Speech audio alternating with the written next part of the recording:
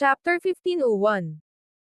Isang malakas na ugong ang umabot sa buong larangan ng labanan, yumanig sa hangin ng napakalakas na ang mga tainga ng mga manunood ay kumikibot sa protesta. Ang presensya lamang ni Sebastian ay sapat na upang pigilin sina Nail at ang iba pa sa kanilang mga hakbang. Sa pagkuha ng pagkakataon, muling itinaas ni Sebastian ang Worldbinder Seal. Naglabas ang Red Mane Beast ng isang huling, malalim na ungol bago ito nawasak at naging pulang ulap na naglaho sa kawalan. Sa kanilang mga mata na nakabukas sa hindi makapaniwala, ang crowd ay napatigil sa katahimikan sa loob ng isang sandali.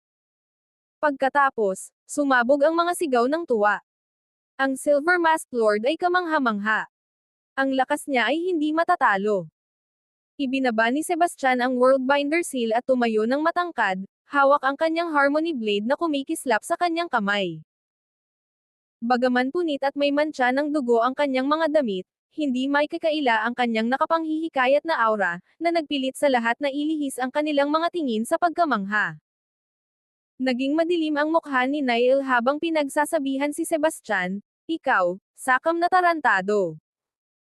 Akala mo ba makukuha mo lahat ng papuri para sa sarili mo?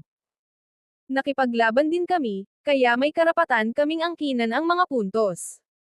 Sumingit si Toby, "Tama yan. Huwag mong isipin na ikaw lang ang pwedeng makakuha ng lahat ng gantimpala." Ang mga bulungan sa gitna ng tao ay lumakas habang pinapanood nila ang eksena. Nail at Toby ay hindi kapanipaniwala. Hindi pa nga sila tumulong, at ngayon sinisikap pa nilang kunin ang mga puntos. Tama ka. Parang nag-ambag sila, ang tanga. Ang Silver Masked Lord ay nakipaglaban ng mag-isa, at ngayon gusto nilang anihin ang mga gantimpala. Ang kapal ng mukha. Namula ang mukha ni Nail sa galit nang marinig niya ang mga bulungan. Ang kanyang mga mata ay nagliyab sa galit habang sumigaw siya, "Tumahimik kayong lahat." Nang hinaan ng loob ang mga tao sa kanyang makapangyarihang presensya, kaya't agad silang tumahimik. Ilingon ni Nail ang kanyang tingin kay Sebastian at nagmura, "Bata, kung hindi mo ibibigay ang ilan sa mga puntos na iyon, huwag mong isipin na makakalabas ka dito ng madali." "Ah, gusto mo ng puntos, ha?" Sagot ni Sebastian na may malamig na tawa. Walang pag-aalinlangan, pinigilan niya ang Worldbinder Seal at itinapon ito ng diretso kay Nail. Ang selyo ay pumutok sa hangin na may lakas na kayang yumanig sa lupa, tumatakbo patungo kay Nail na parang isang hindi mapigil ang avalanche. Nagbago ang ekspresyon ni Nail agad, at nawala ang kulay sa kanyang mukha, hindi niya inaasahan na si Sebastian ay tatama ng ganito kadesisibo. "Iwasan mo!" Sigaw ni Toby ng malakas. Agad na pinakawalan ni Nail ang kanyang mga banal na teknik. Ang mga apoy ay sumiklab sa paligid niya sa isang desperadong pagtatangkang pigilan ang papasok na Worldbinder Seal. Gayunpaman, ang napakalakas na kapangyarihan ng Worldbinder Seal ay lampas sa kanyang makakaya. Sa isang napakalakas na pagsabog, naitapon si Nail ng napakalakas na puwersa ng pinuno, at tumama siya ng malakas sa lupa. Damyugo ang kanyang bibig habang siya'y nahihirapang huminga. Hinayaan mo akong masaktan."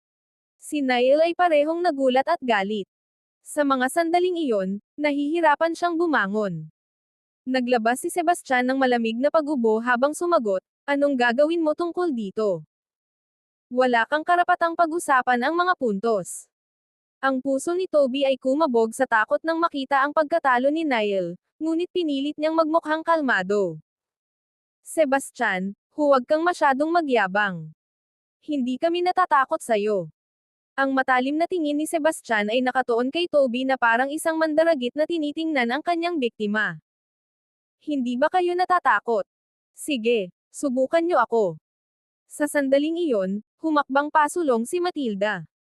"Mga kaibigan, huwag tayong kumilos ng padalos-dalos. Dapat nating ayusin ang bagay na ito sa pamamagitan ng pag-uusap."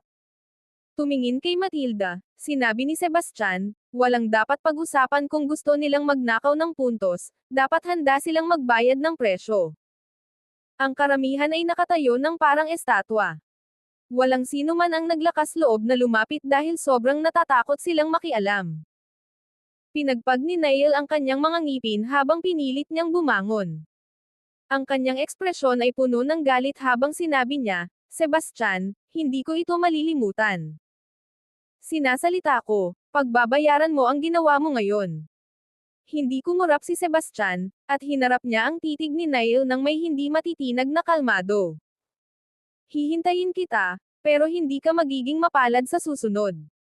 Sa mga salitang iyon, humarap si Sebastian at muling sumugod sa grupo ng mga combat pixies. Ang kanyang mga atake ay hindi mapipigilan, at pinabagsak niya kahit ang pinakamalakas na combat pixies ng madali. Kahit ang mga nakakatakot na puting combat pixies ay walang laban sa kanyang napakalakas na lakas, na nag-iwan sa lahat ng nanunood na tahimik na humahanga sa kanyang walang kapantay na kapangyarihan. Chapter 15:02.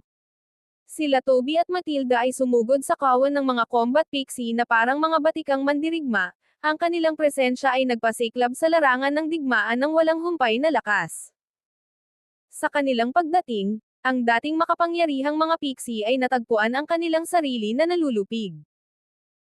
Ang kanilang mga hanay ay nag-collapse, at sa loob lamang ng ilang sandali, sila ay naging magulo at pinatay hanggang sa maubos sa pamamagitan ng sama-samang pagsisikap ng grupo. Umalis na si Sebastian kanina, nakatuon ang kanyang mga mata sa pagkuha ng mas maraming puntos. Ang balita tungkol sa kamangha-manghang ginawa ni Sebastian na pagpatay sa Red Mane Beast ay kumalat na parang apoy sa buong Ascendant Isle, na nag-iwan sa lahat ng labis na pagkabigla. Alam ng lahat na ang mga nilalang na ito ay hindi lamang malakas kundi napakarami rin. Kahit ang mga tagapag-ani sa antas ng banal na anak ay hindi kab ang talunin ang isang Red Mane Beast. May mga pagkakataon na ang 12 o higit pang mga tagapagtanam sa antas ng banal na anak ay nagkaisa laban sa isa, ngunit pinaluhod sila sa nakakahiya at taunang pagkatalo. Gayunpaman, nagawa ni Sebastian na patayin ang isa sa kanyang sarili. Ang kanyang tagumpay ay nagpakita ng lakas na higit pa sa kakayahan ng mga karaniwang banal na anak. Bilang gantimpala sa pagpatay sa Red Mane Beast, nakakuha si Sebastian ng napakalaking 100 milyong puntos.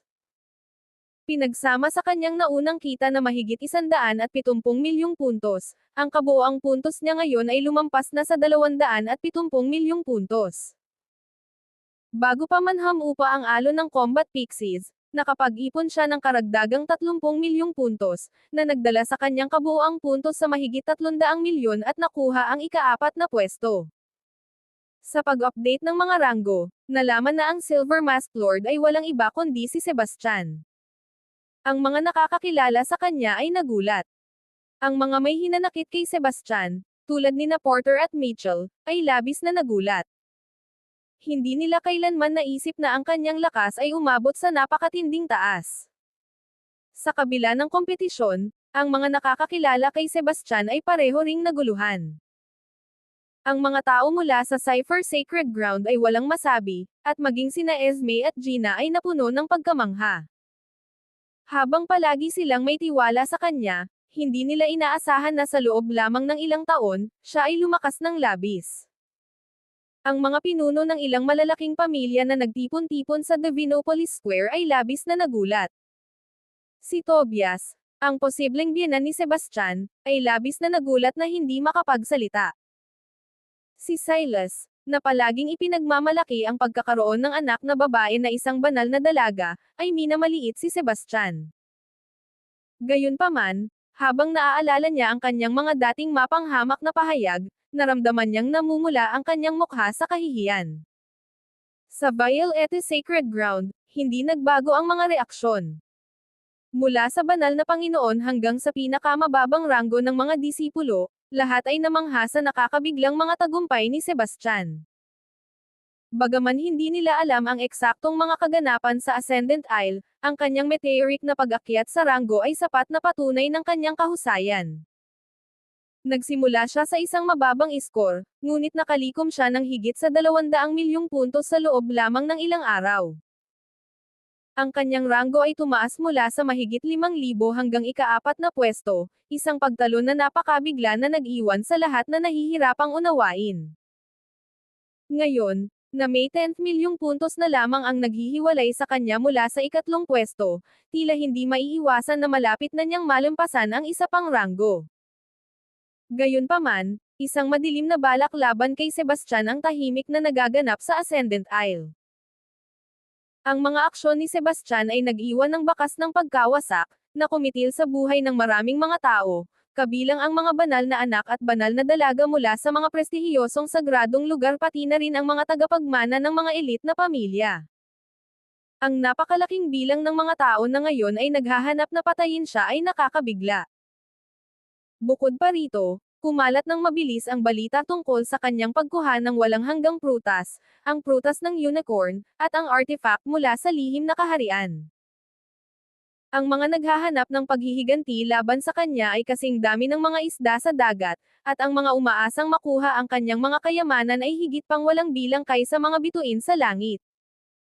Gayunpaman, dahil sa kanyang napakalakas na lakas, karamihan sa mga tao, kahit na may masamang balak, ay kulang sa lakas ng loob na isagawa ito. Hindi nila naglakas loob na kumilos laban sa kanya ng mag-isa, ngunit nang magkaisa ang malaking grupo, ibang kwento na iyon. Si Niall, ang banal na anak ng Blazer Sacred Ground at panlabindalawa sa leaderboard, ay nagdanas ng nakakahiya-hiyang pagkatalo sa mga kamay ni Sebastian. Habang lalo niyang iniisip ito, lalo namang lumalalim ang hirap na lunukan ang kanyang kaiabangan. Sa kritikal na sandaling ito, nilapitan ni Porter si Niall at hiniling na makipagtulungan laban kay Sebastian. Agad na nagkasundo ang dalawa.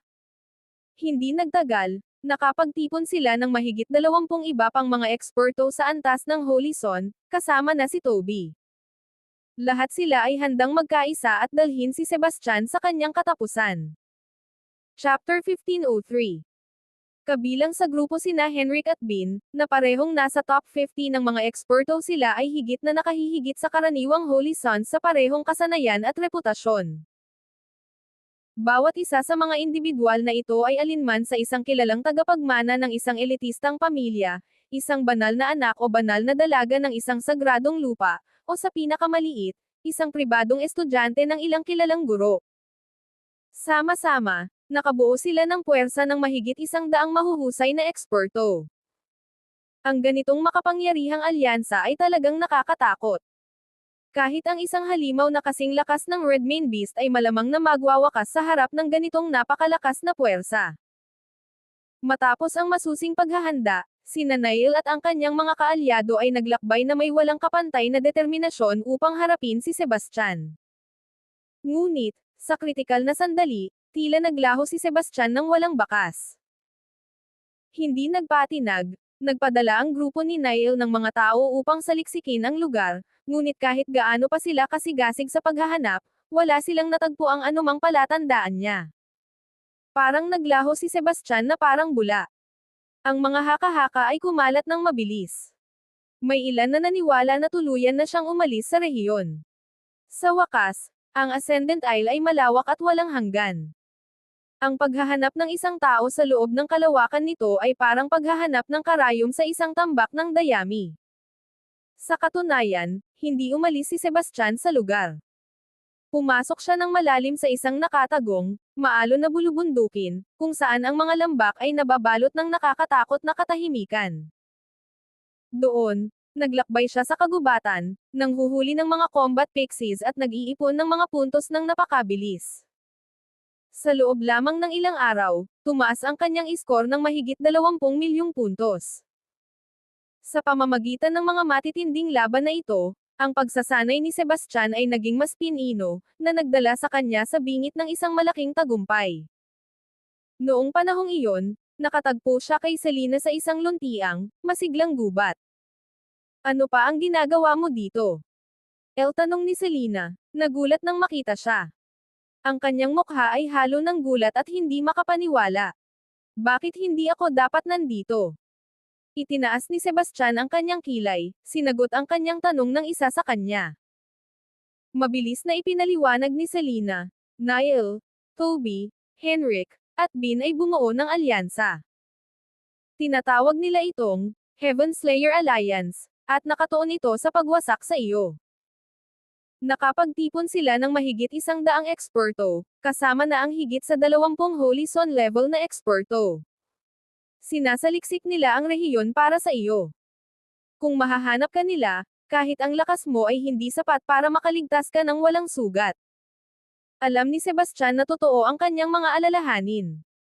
Si Niall at Toby ay mga nangungunang eksperto, at pareho silang hindi bababa sa 7-star Intermediate Deity Masters.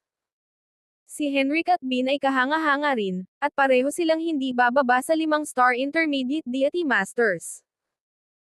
Habang si Sebastian ay may kumpiyansa sa kanyang mga kakayahan kapag nakikipaglaban ng isa-isa, ang pagharap sa isang buong grupo ng mga ganitong bihasang kalaban ay magiging halos imposibleng hamon. Alam na alam ko ang sitwasyon, kaya nga ako nandito para hanapin ka. Sabi ni Sebastian na may seryosong ekspresyon. Ako. Hindi yan makakatulong.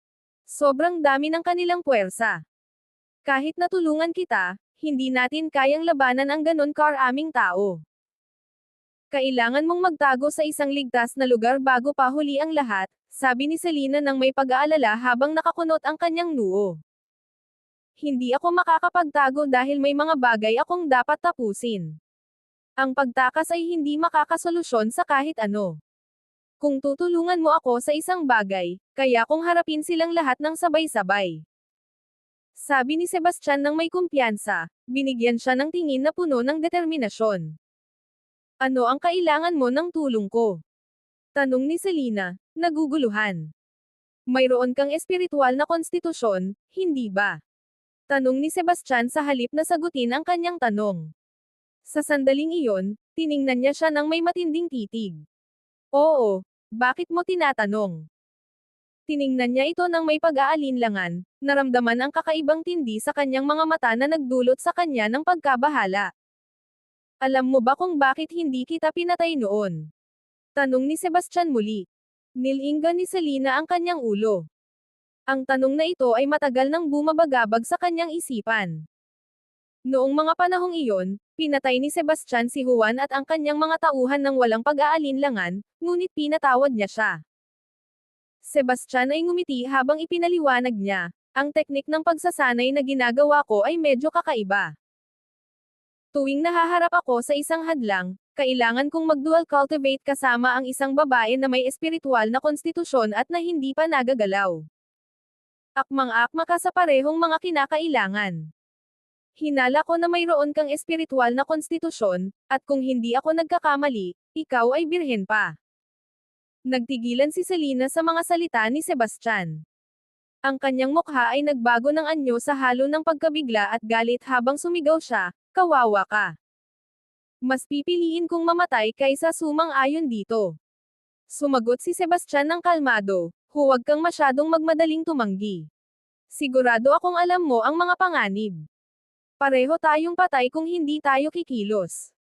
Pero kung tutulungan mo akong malampasan ang aking bottleneck, lalaki ang aking kapangyarihan, at maayos ko ang krisis na ito. Nangako ako sa iyo, Selena. Gagawin kong sulit ang iyong pagod kapag natapos na ito. Pinagpag ni Selena ang kanyang mga labi, nahahati sa kanyang pag-ayaw na tanggapin ang ganitong alok at ang agarang banta na nakatayo sa kanilang harapan. Ang ideya ng dual cultivation ay kasuklam-suklam sa kanya, ngunit ang panganib ay nag-iwan sa kanya ng walang ibang pagpipilian. Pagkatapos ng sandaling tahimik na pakikibaka, tumanggo si Selena ng may pag-aatubili. Pagkatapos noon, nagtalik sila. Ang espiritual na enerhiya sa pagitan nila ay nagsimulang dumaloy tulad ng isang banayad na sapa, nag-uugnay at nag-iisa. Isang vortex ng nagniningning na enerhiya ang nabuo sa paligid nila, pumipintig ng makulay na liwanag, pinalilibutan sila sa kanyang kinang. Habang patuloy na nagsasanib ang kanilang mga enerhiya, naramdaman ni Sebastian ang isang dalisay at nakapapawi na agos ng pasibong enerhiya na dumadaloy sa kanyang mga ugat, parang malamig na tubig na nagpapasigla sa uhaw na lupa.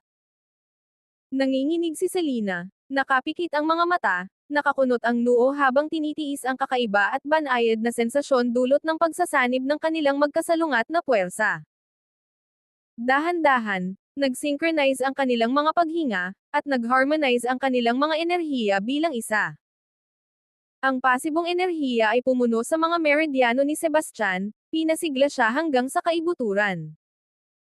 Nararamdaman niya ang mga hadlang sa loob ng kanyang katawan na nagwawasak habang sumisibol ang kanyang kapangyarihan, bumabagtas patungo sa 1-star intermediate deity realm.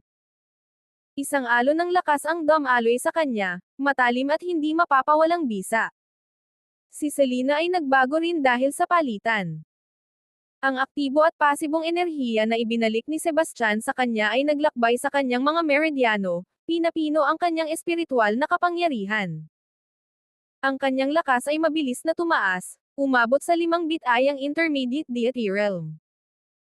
Ang espiritual na enerhiya sa loob niya, na ngayon ay pinuno ng aktibo at pasibong enerhiya, ay lumakas ng labis kumpara sa dati. Nang matapos na ang sesyon, dahan-dahan nilang binuksan ang kanilang mga mata. Sa sandaling iyon, ang kanilang mga tingin ay puno ng komplikasyon, ginhawa, pasasalamat, at isang bagay na hindi nasasabi. Kumuha si Sebastian ng isang tableta mula sa kanyang mga gamit at ibinigay ito kay Selena. Ito ang antidote. Kapag nainom mo na ito, malaya ka nang. Umalis, gayon din gagawin ko ang isang bagay para sa iyo, kahit ano pa man iyon, basta kaya ko. Habang isinuot muli ni Selena ang kanyang mga damit, sinabi niya, hinahanap ka ng Heaven Slayer Alliance. Dapat unahin mo munang makaligtas. Yung mga tanga na yon ay nagkamali ng malaki nang nagpasya silang labanan ako. Sabi ni Sebastian nang may kumpiyansa. Sa mga salitang iyon, umalis siya. Handa na siyang umatake mula sa sandaling iyon. Sa kalaliman ng madilim na gubat, sinuyod ng Heaven Slayer Alliance ang lupain sa paghahanap kay Sebastian. Gayunpaman, hindi nila alam na siya ay nagmamasid na sa kanila mula sa mga anino, tulad ng isang multo na naglalakbay sa lambak na puno ng ulap. Ang hangin ay malamig at mabigat sa amoy ng basang lupa, habang ang pag-rustle ng mga dahon ay bumubulong ng kanyang tahimik na paglapit. Sa isang liblib na sulok ng lambak, isang maliit na pangkat ng 10 miyembro ng alyansa ang maingat na umusad.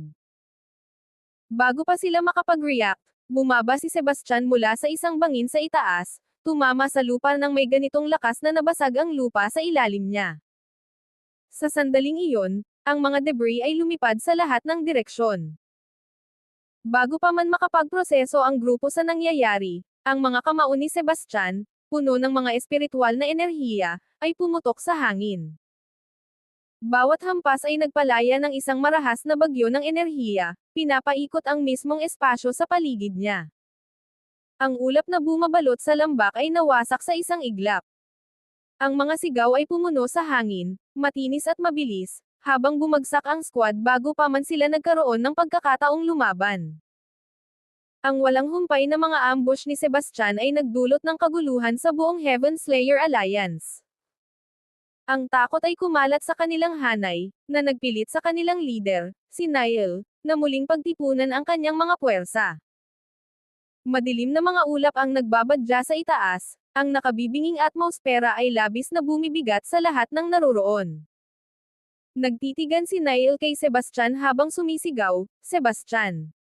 Kung tunay kang lalaki, tigilan mo na ang pagtatago sa mga anino at harapin mo kami ng harapan. Ayusin na natin ito ng minsanan. O isa ka lang bang duwag? Kung patuloy kang magtatago, huhulihin namin ang bawat isa sa iyong mga kaalyado at paparusahan sila sa iyong kapalaluan. Si Sebastian ay nagalit nang marinig niya ang banta. Walang pag-aalinlangan, ang kanyang anyo ay lumabo, nagbago sa isang sinag ng nakakasilaw na liwanag at nagmadali patungo sa lokasyon ng Heaven Slayer Alliance. Ang mga nagtipunang manunood ay nanood na may gulat at hindi makapaniwala. Ang kanilang mga tinig ay umakyat sa mga bulong habang nasaksihan nila ang walang takot na pagsugod ni Sebastian. May gusto ba siyang mamatay? Labanan ang napakaraming eksperto mula sa Alliance mag-isa. Nagpapakamatay siya. Alam ko na napakalakas niya, pero ang Heaven Slayer Alliance ay puno ng mga eksperto sa pinakamataas na antas. Walang paraan na makakalabas siya dito nang walang sugat. Chapter 1505. Dumating si Sebastian sa eksena sa isang kisap-mata, lumulutang sa ere na may mga alon ng espiritual na enerhiya na umaagos sa paligid niya na parang walang humpay na agos. Ang lakas ng kanyang aura ay humampun sa lugar, nagpadala ng malalakas na hangin na umaatungal habang ang kanyang balabal ay lumilipad na parang watawat ng digmaan sa bagyo. Sumigaw si Nail ng galit, "Sebastian, ngayon ang huli mong araw." Sebastian ay naglabas ng malamig na tawa at sumagot, "Ang kapal ng mukha. Akala mo ba kayang kunin ng katulad mo ang buhay ko?" Sa tabi niya, kinagat ni Toby ang kanyang mga ngipin habang sinabi, "Sebastian, huwag kang masyadong mayabang. Tandaan mo ang mga salitang ito na ang katapusan mo." Walang ibang salita, inilunsad ni Sebastian ang kanyang atake. Ang kanyang anyo ay lumabo, biglang lumitaw sa harap ng isang pitong bituin na intermediate deity master mula sa alyansa. Nagulat ang tao ngunit hindi handang umatras. Nang makita ang atake ni Sebastian, nagtipon siya ng kanyang espiritual na enerhiya sa desperasyon upang makabuo ng isang kalasag. Gayunpaman, ang bilis ni Sebastian ay lampas sa pagkaunawa. Ang kanyang kamao, puno ng nakasisindak na lakas, ay nagwasak sa kalasag na may nakabibinging tunog. Isang nakakasuklam na pagsabog ang umalangaw habang ang katawan ng guro ay winasak at naging ulap ng dugo at mga pira-piraso. Ang mga puno sa paligid ay nagkabasag at bumagsak sa ilalim ng shockwave ng pag-atake ni Sebastian. Nakita ang nakasisindak na tanawin, sabay-sabay na inilabas ng mga miyembro ng alyansa ang kanilang mga banal na teknik. Sa isang sandali, ang iba't ibang pagsabog ng espiritual na enerhiya ay naghalo, pinapintahan ang larangan ng digmaan ng nakakasilaw na mga kulay, na parang isang napakagandang palabas ng paputok ang sumiklab sa gitna ng kaguluhan. Ang ilan ay humawak ng mga apoy, hinuhubog ito sa mga umuungal na dragon na nagliliyab sa hangin at binabago ito ng matinding init. Ang iba naman ay nagutos ng malalakas na hangin, hinuhubog ito sa mga talom na kasing talas ng panggupit na humahati sa lupa, nagkalat ng alikabok at mga labi. At ang iba naman ay nag-anyaya ng malalakas na agos ng tubig na naging yelo, ang nagyayelong lamig ay kumalat habang ang hamog ay kumakalat sa lupa. Lahat ng mga pag-ataking ito ay nagtipon kay Sebastian sa isang sabay-sabay na pagsalakay.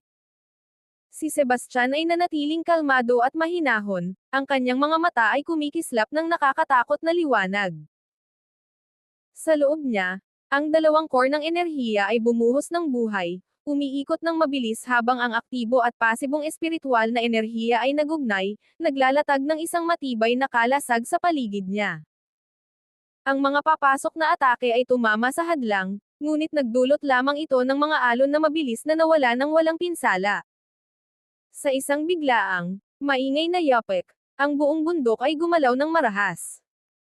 Malalaking mga bato ang bumagsak mula sa mga dalasdis, bumangga sa lupa sa ibaba. Sa kanyang mga kamaong puno ng nakasisilaw na kapangyarihan, inilabas ni Sebastian ang isang nakasisindak na dobleng suntok. Ang shockwave ay nagpadala ng ilang malalapit na eksperto na lumipad sa ere. Ang kanilang mga katawan ay tumama sa isang malayong bangin, na nag-iwan ng malalalim at magaspang na mga butas sa bato. Nakita ang malubhang sitwasyon, nagpasya si Nail na kunin ang mga bagay sa kanyang sariling mga kamay. Pinakawalan niya ang kanyang pinakamataas na banal na teknik, tinawag ang isang napakalaking arko ng nagliliyab na apoy. Nagpadala siya ng talom ng natutunaw na enerhiya na dumaan sa hangin patungo kay Sebastian. Nanindigan si Sebastian, tumangging umiwas o umatras. Habang siya ay humakbang pasulong, ang kanyang katawan ay nagningning ng gintong liwanag habang ginamit niya ang kanyang bronze body upang harapin ang atake ng direkta. Pagkatapos, isang nakabibinging pagsabog ang umalangaw sa larangan ng digmaan habang ang nagliliyab na talom ay naglaho sa mga alingawngaw. Ang may dala ng atake, si Nail, ay tinamaan ng isang nakamamatay na suntok na nagpadapa sa kanya pabalik.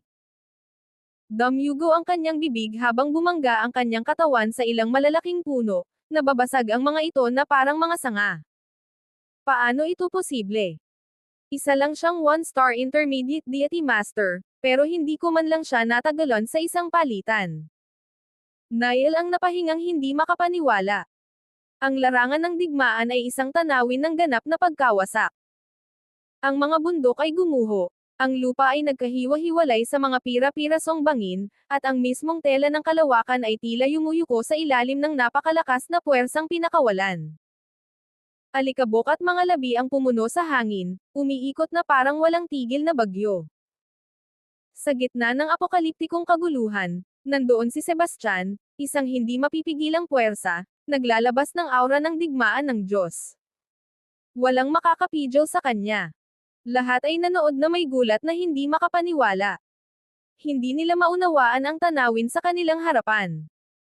Ang mga mata ng mga miyembro ng Heaven Slayer Alliance ay lumawak sa gulat, at ang kanilang mga mukha ay puno ng kawalang paniwala.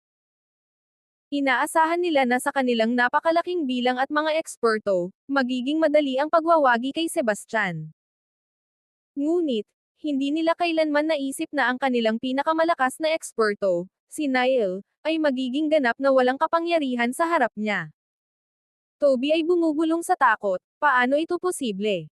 Paano siya nagiging ganito kalakas?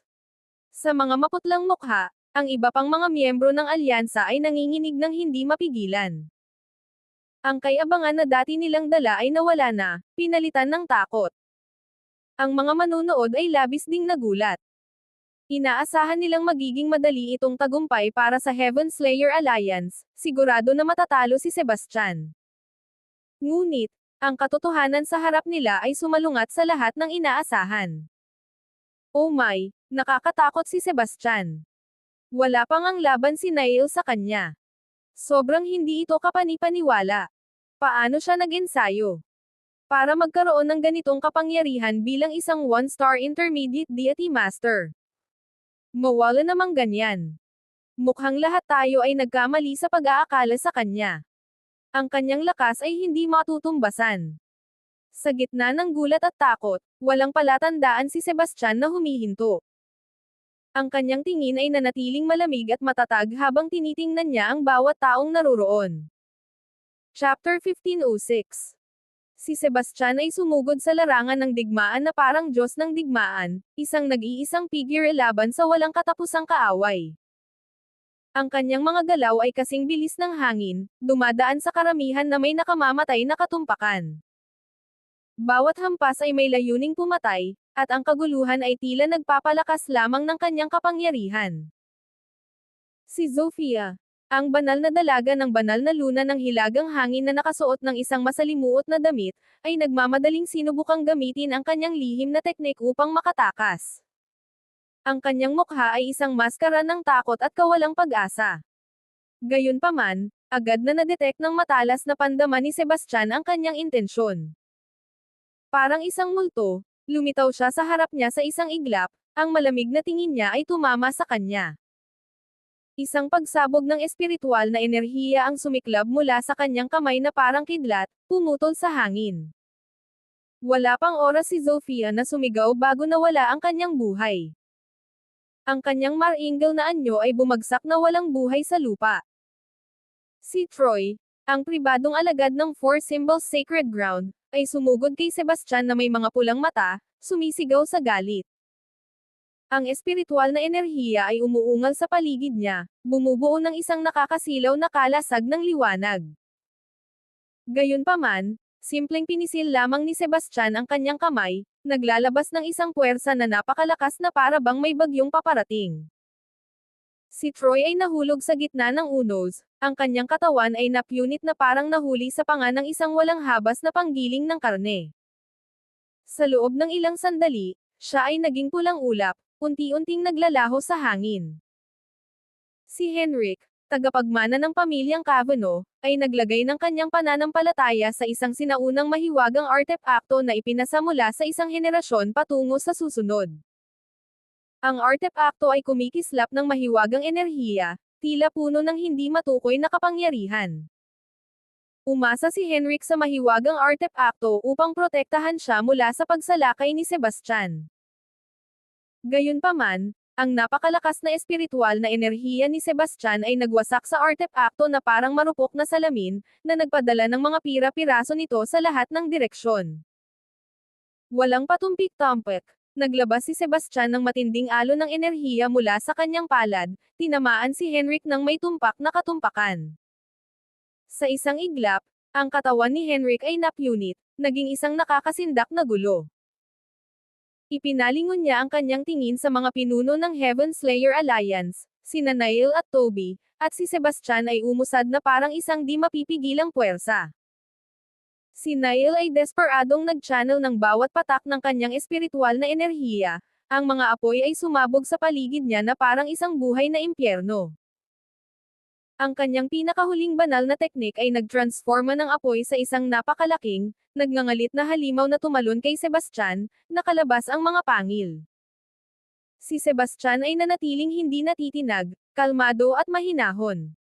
Sa tila isang simpleng suntok, winasak niya ang nag-aalab na depensa ni Nail. Bagaman mukhang ordinaryo ang puwersa, maaari nitong sirain ang lahat. Ang kanyang mga suntok ay agad na winasak ang depensa ni Nail. Ang mga apoy ay biglang namatay, at ang katawan ni Nail ay nawasak, nagkalat bilang isang pulang ulan sa buong larangan ng labanan. Nang makita ito, naglaho ang lakas ng loob ni Toby.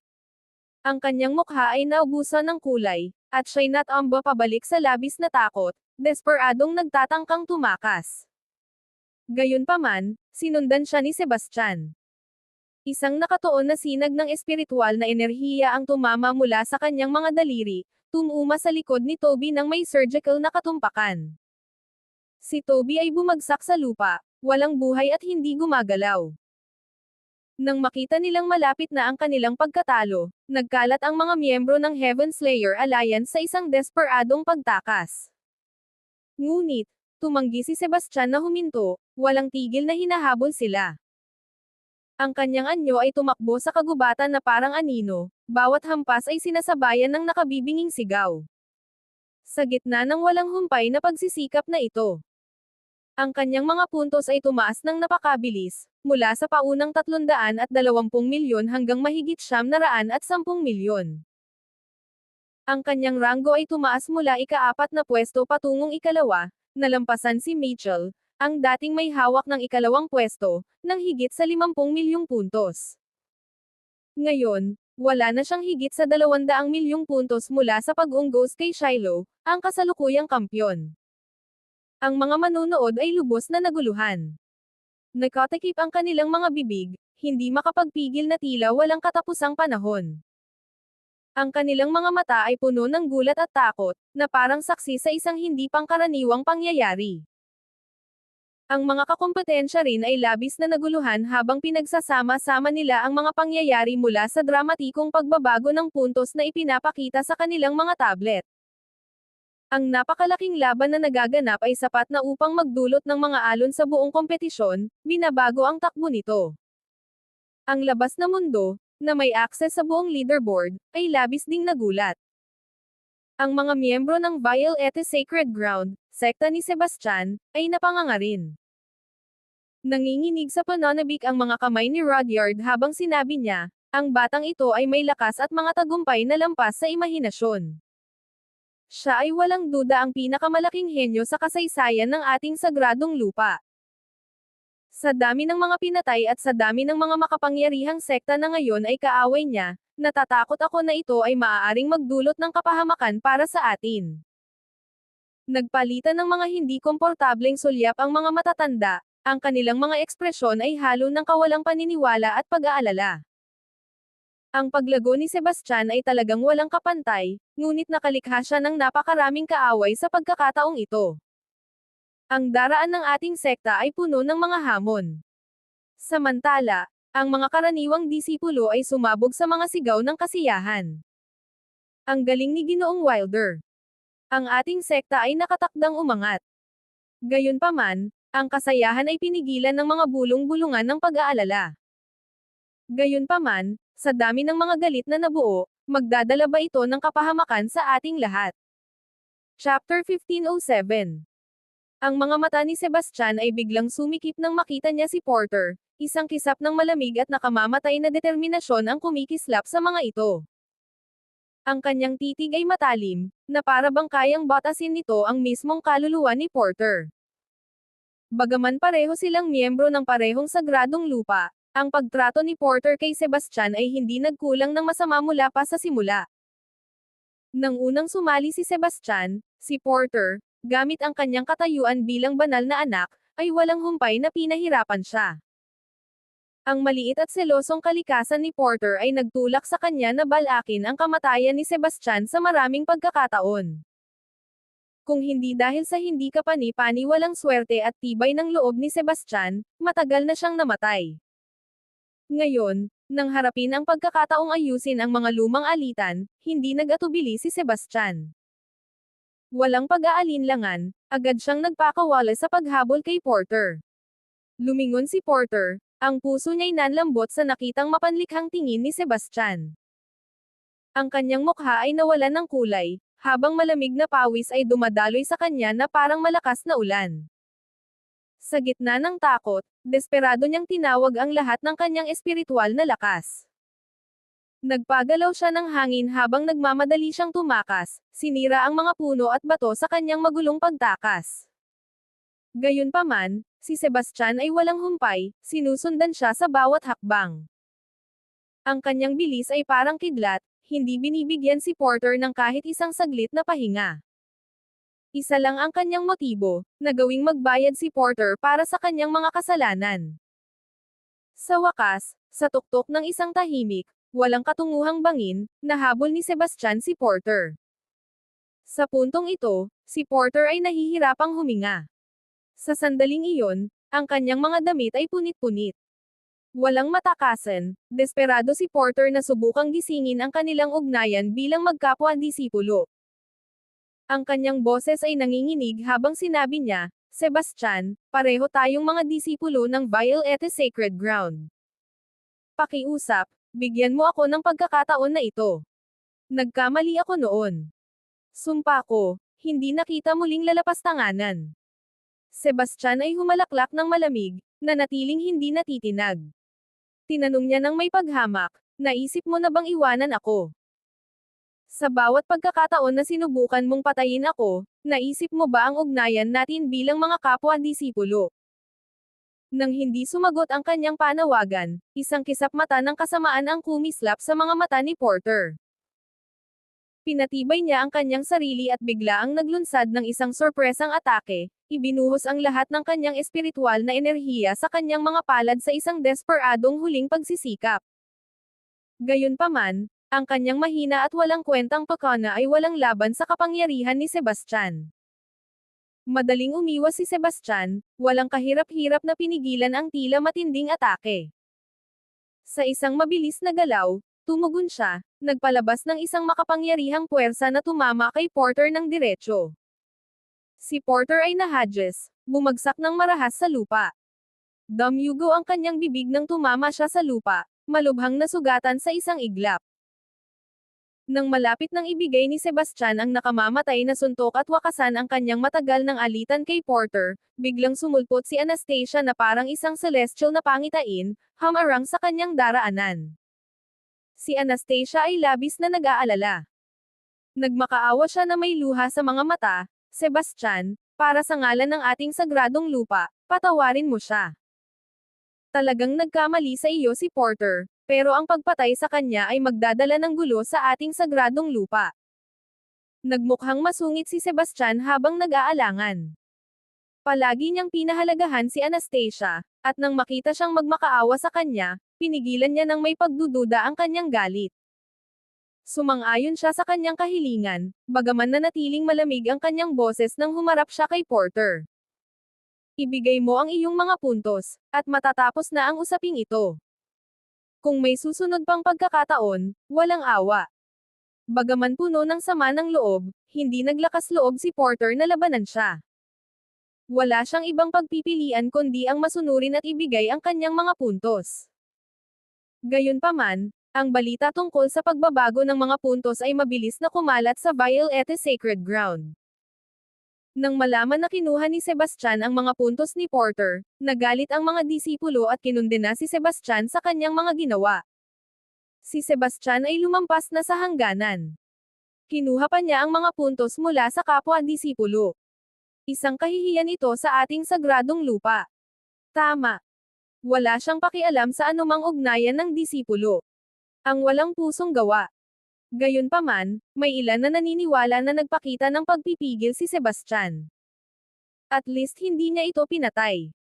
Sa ginawa ni Porter sa kanya, nagpakita na ng awa si Sebastian. Kung ako ang nasa kanyang kalagayan, hindi ko papakawalan si Porter ng ganon-ganon na lang. Ang pagkuha ng kanyang mga puntos ay sapat na. Kung hindi matututo si Porter mula dito, sa susunod, wala nang ganong swerte. Ang balita ay nagdulot ng kaguluhan sa buong Violete Sacred Ground, na may walang katapusang mga tinig sa hangin, na nag-iwan sa banal na lupa na nalubog sa kontrobersya. Chapter 1508. Tumaas ang puntos ni Sebastian sa mahigit 760 milyon matapos makuha ang kalahati ng mga puntos ni Porter. Agad siyang nagmadali pabalik sa lungsod at nagtungo sa solemna at marangal na santuwaryo. Pagdating sa santuwaryo, agad na nagsimula si Sebastian na ipagpalit ang mga piraso ng teknik sa pagsasaka. Kinuha niya ang kanyang tablet at lumapit sa pinto, hawak ang tablet ng malapit. Sa bawat swipe, 1,000,000 puntos ang nabawas, at isang tuldok ng liwanag ang lumipad mula sa pinto, diretso sa kanyang noo.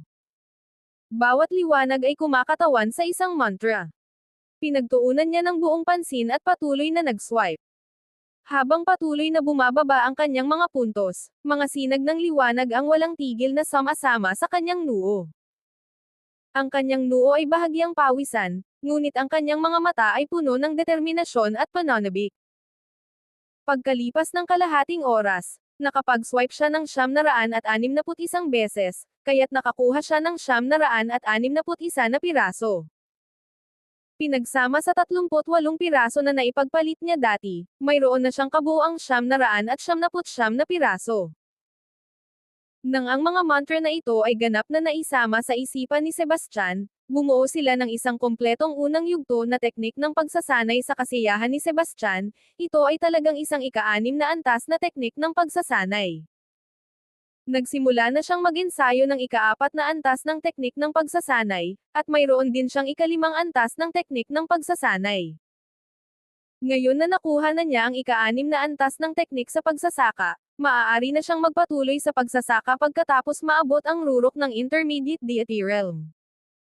Siyempre, kahit na may teknik ng pagsasanay, napakahirap talagang makalusot sa Intermediate Deity Realm at pumasok sa Transformative Deity Realm. Ito ay dahil ang pinakamahirap na bahagi ng pagpasok sa Transformative Deity Realm ay ang pagpapabuti ng antas ng panloob na kaluluwa ng isang tao. Bukod dito, kinakailangan ng napakalaking halaga ng enerhiya upang makamit ang larangang ito. Ngayon na dumating na ang madilim na panahon, bagaman ang walang hanggang mundo ay higit na nakahihigit sa mga naunang mundo, mahirap pa ring matugunan ang mga pangangailangan upang makapasok sa Transformative Deity Realm. Bukod dito, simula sa Lesser Deity Realm, bawat pangunahing paglusot sa realm ay nangangailangan ng pagdaan sa isang pagsubok. Bawat pagsubok ay mas nakakatakot kaysa sa huli, at hindi ito labis na paglalarawan na ilarawan ito bilang isang makipot na pagtakas mula sa kamatayan. Matapos ma-memorize ang teknik ng pagsasaka, kinuha ni Sebastian ang kanyang tablet upang tingnan. Ang orihinal na 760 milyong puntos ay bumaba na lamang sa 200,000, at ang kanyang ranggo ay bumagsak sa pinakababa. Maraming kalahok ang agad na napansin na nawala ang pangalan ni Sebastian, dahil tanging ang nangungunang 10 pangalan lamang ang kanilang nakikita. Kaya't inisip nila na napatay si Sebastian o nawala ang kanyang mga puntos. Walang nag-isip na pupunta siya upang ipagpalit ang mga ito para sa mga teknik sa pagsasaka. Pagkatapos ng lahat, nangangailangan iyon ng halos 1,000,000,000 puntos. Bukod pa rito, ayon sa ilang tao na nakapagpalitan ng ilang piraso ng mga teknik sa pagsasanay, bagaman ang mga teknik sa pagsasanay ay malalim, maaaring hindi sila kumpleto. Gayun din, ang mga ito ay mga teknik sa pagsasanay ng espiritual na enerhiya na batay sa aktibo at pasibong pamamaraan. Pagkarinig ng balitang ito, wala nang nagpakita ng malasakit. Ito ay dahil kakaunti lamang ang mga tao na pamilyar sa daan ng kaayusan, at mas kakaunti pa ang mga tao na may parehong aktibo at pasibong espiritual na enerhiya. Nang matapos ang pagsubok, mas mataas ang ranggo, mas mayaman ang gantimpala, at walang sinuman ang gagastos ng napakaraming puntos para makuha ang tila walang silbi at hindi kumpletong teknik sa pagsasanay. Gayunpaman, sanay na ang mga tao sa labas dito, alam nilang naubos na ni Sebastian ang kanyang mga puntos. Nagsuot siya ng sombrerong gawa sa dayami at pagkatapos ay umalis sa lungsod. Sa pagkakaroon ng teknik sa pagsasaka, hindi nasiyahan si Sebastian. Umaasa siyang makapasok sa top 3, o kahit manalo sa unang pwesto, sa huling 2 buwan. Ayaw niyang mapalampas ang mga gantimpala sa huling kompetisyon. Sa susunod na panahon, si Sebastian ay naghanap ng mga combat pixies kahit saan. Kung makikita niya ang ibang mga kalahok, diretso siyang aatake at magnanakaw sa kanila.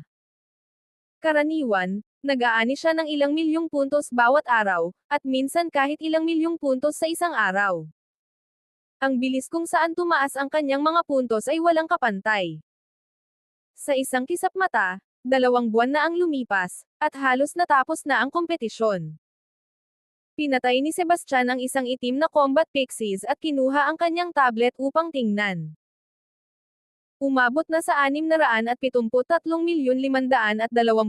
ang kanyang mga puntos, at siya ay nasa ika-11 pwesto, na higit lamang sa 20 milyong puntos ang layo mula sa taong nasa ika-10 pwesto.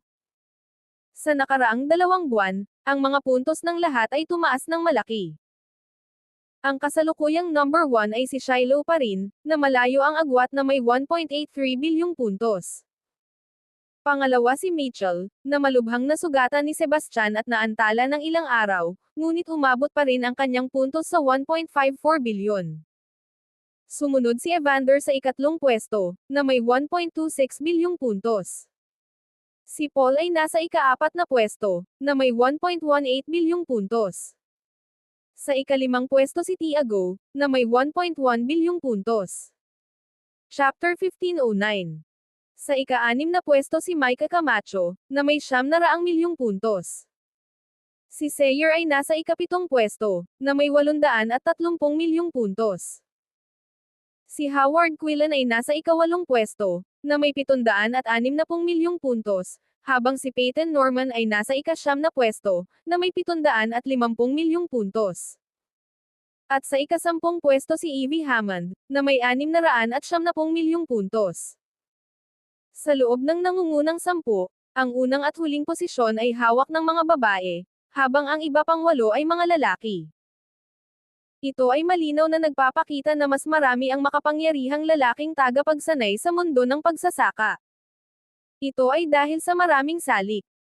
Una, ang mga lalaki ay mas madalas na nagtitiis ng mga paghihirap kaysa sa mga babae. Bukod dito, sa maraming malalaking pamilya, mayroong banayad na pagkiling pabor sa mga lalaking tagapagmana, na nagdulot ng hindi pantay na pamamahagi ng mga mapagkukunan para sa pagsasaka. Sa sandaling iyon, isang pulang haligi ng liwanag ang sumiklab mula sa malayo, tumama sa kalangitan. Saan man naruroon sa Ascendant Isle, malinaw itong makikita mula sa bawat sulok. Ang paglitaw ng ilaw na ito ay nagtimpi ng pagsisimula ng huling pagsusulit. Kinakailangan ng mga kalahok na makarating sa lokasyon nito sa loob ng isang araw, o mawawalan sila ng pagkakataon na makuha ang huling gantimpala. Pagkakita sa haligi ng liwanag, lahat ng mga kalahok ay nagmadali patungo rito sa isang estado ng nag-aalalang pagdali. Ang liwanag ay nagmula sa isang lambak. Pagdating, hindi nagmadali ang mga kalahok na pumasok sa lambak. Sa halip, nagtipon-tipon sila sa labas at nagkwentuhan ng casual kasama ang mga pamilyar na mukha. Nang dumating si Sebastian sa pasukan ng lambak, una niyang nakita sina Lana, Faylene, Harvey, at Gina na magkakasama, nagtatawanan at nag-uusap. Si Lana ay nakasuot ng maputlang asol na gown, ang lelayan nito ay lumilipad sa hangin, at siya ay tila isang makalangit na nilalang na bumaba sa lupa.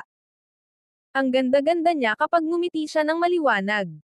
Si Faylene ay nakasuot ng isang simpleng, eleganteng puting damit. Mayroon siyang marikit na pangangatawan at nagbigay ng isang maladyosang aura.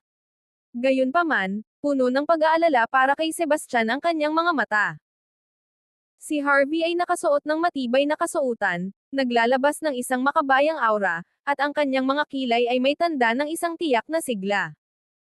Si Gina ay nakasuot din ng praktikal na kasuotan, ang kanyang mukha ay nagpapakita ng determinasyon at kumpiyansa. Lumapit si Sebastian at nagtanong na may ngiti, bakit ang saya-saya niyong lahat? Sabi ni Lana ng may kalokohan, kakausap lang namin tungkol sayo. Si Harvey dito ay talagang humahanga sa'yo bilang kanyang bayaw. Mabilis na tumango si Harvey. Sabi niya ng may kasabikan, Sebastian, ang galing mo sa pagsusulit. Gusto kong maging kasing lakas mo balang araw. Pinatang balikat ni Harvey ni Sebastian at sumagot, kung patuloy kang magtatrabaho ng mabuti, tiyak na makakamit mo ang mga dakilang bagay. Tumingin si Faylin ng mahinahon kay Sebastian at tinawag, Honey. Maya-maya, isang malamig na tinig mula sa malapit ang pumihil sa kanila. Ikaw ba si Sebastian? Lumingon ang grupo at nakita ang mahigit 30 tao na naglalakad patungo sa kanila, naglalabas ng isang nakakatakot na aura.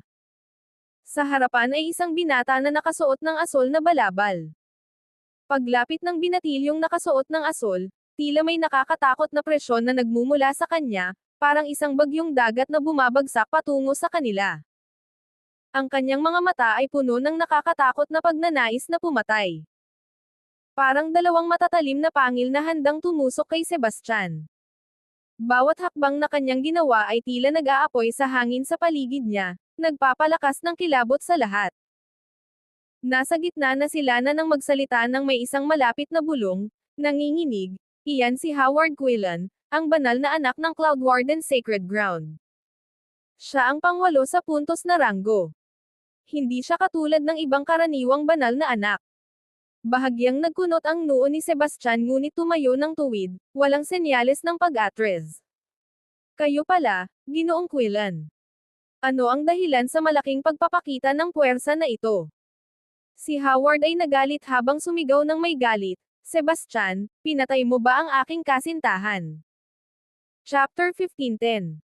Ang iyong kasintahan. Tanong ni Sebastian, naguguluhan ang kanyang boses ay tumagos sa tensyong atmosfera ng may pambihirang kailanawan. Ang ekspresyon ni Howard ay naging malamig, at sumigaw siya, tigilan mo ang pagpapanggap na bobo.